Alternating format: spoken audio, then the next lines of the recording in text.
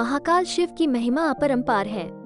उन्हें प्रसन्न करने के लिए किसी खास प्रयास या पूजा पाठ की जरूरत नहीं होती, बल्कि सच्ची श्रद्धा और पूरे मन से किया गया प्रयास आपको भोलेनाथ की कृपा का पात्र बना सकता है। शायद यही वजह है कि अपने भक्तों के लिए महाकाल ने काल तक को भस्म कर दिया था।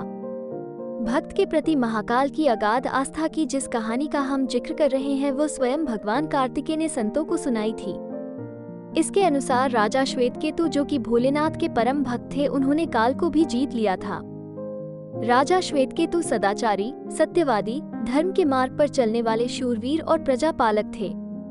वो अत्यंत ही निष्ठा और प्रेम भाव से प्रजा का पालन और अगाध आस्था और श्रद्धा भाव से शिव भक्ति करते थे। उनके इस भक्ति भाव से महाकाल अत्यंत प्रसन्न थे। उनकी कृपा से श्वेतकेतु के राज्य के लोग दुख, दरिद्रता, अकाल मृत्यु और महामारी से अछूते थे। एक दिन जब राजा श्वेतकेतु का जीवन काल समाप्त होने को था और वह भोलेनाथ की आराधना में लीन थे, तब चित्रगुप्त ने यमराज से कहा कि राजा श्वेतकेतु की आयु अब पूरी हो चुकी है, अब उनके प्राण हरने का समय है। तब यमराज ने अपने दूतों को आज्ञा दी कि वे जाएं और श्वेतकेतु के प्राण हर लाएं। यमदूत राजा श्वेतकेतु के पास पहुंचे तो वो शिव मंदिर में थे। दूत बाहर ही खड़े हो गए। श्वेतकेतु गहरे ध्यान में थे। बहुत देर हो गई, न श्वेतकेतु का ध्यान टूटा न ये दूत हिले। दूत बिना अपना काम किए खड़े रहे। जब वे वापस नहीं पहुंचे तो यमराज ने विलंब होते देखा तो कालदंड संभाला और खुद चल पड़े। दूतों के आने में देरी होने के चलते यमराज स्वयं ही राजा श्वेतकेतु के प्राण हरने पहुंचे, लेकिन वहां उन्होंने देखा कि वह तो महादेव की साधना में लीन है। अब तो वो सोच में पड़ गए कि इसके प्राण कैसे हरें। उन्होंने सोचा कि यह अभी पूरी तरह शिव पूजा में डूबा है। इस स्थिति में शिव पूजा का उल्लंघन नहीं किया जा सकता। तब वो भी बाहर ही खड़े हो गए। उधर जैसे ही काल को इसकी सूचना मिली तो उन्होंने तलवार निकाली और शिव मंदिर में जा घुसे।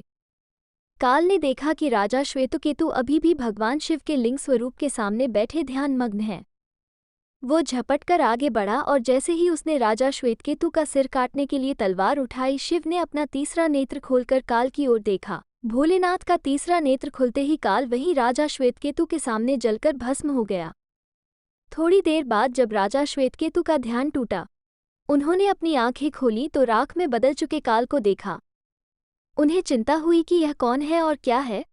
श्वेतकेतु ने भगवान शिव से पूछा, हे भोलेनाथ, ये किसकी राख है? इसे किसने और क्यों जलाया?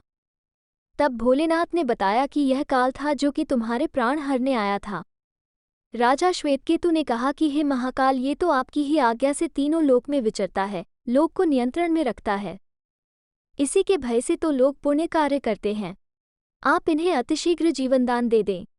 शिवजी की कृपा से काल जी उठा और उसने उठते ही श्वेतकेतु को अपने गले से लगाकर बोला, राजा, तुम जैसा तो तीनों लोकों में कोई नहीं है। तुमने तो अजेय काल को भी जीत लिया। जीवनदान पाकर काल और यमराज ने कहा कि ऐसे जातक जो शिवजी के परम भक्त हैं, सच्चे मन और पूरी श्रद्धा से महाकाल की पूजा में लीन रहते हैं, सिर पर जटा और गले में रुद्राक्ष पहनते हैं, विभूति का त्रिपुंड ललाट पर लगाते और पंचाक्षर मंत्र का जप करते हैं, उन्हें कभी भी अकाल मृत्यु का ग्रास नहीं बनना पड़ेगा। कथा के अनुसार इस आशीर्वाद के बाद श्वेतकेतु ने लंबे समय तक राज किया और फिर महाकाल की कृपा पाकर उनमें ही विलीन हो गए। महाकाल की ये कहानी अगर आपको अच्छी लगी हो तो प्लीज़ चैनल को सब्सक्राइब करें, बेल आइकॉन को प्रेस कर। मिलते हैं अगली वीडियो में एक नई रियल स्टोरी के साथ। जय महाकाल।